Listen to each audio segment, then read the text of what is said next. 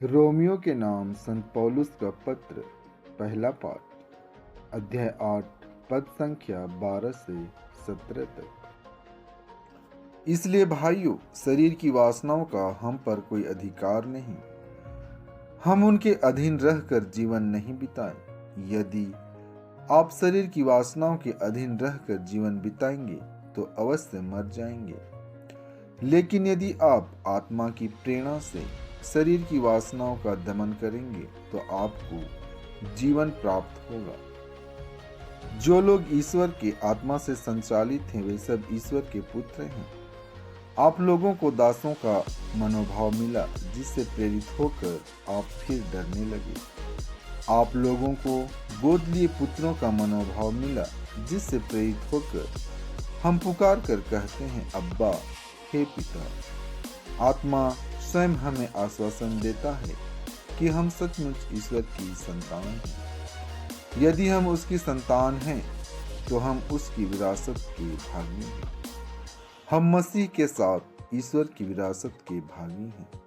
यदि हम उनके साथ दुख भोगते हैं तो हम उनके साथ महिमान्वित होंगे।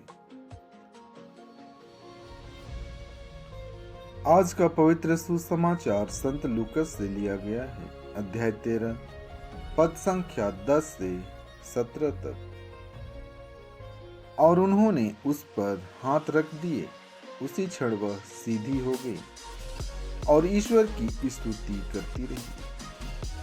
सभागृह का अधिकारी चिढ़ गया, क्योंकि ईसा ने विश्राम के दिन उस स्त्री को चंगा किया था।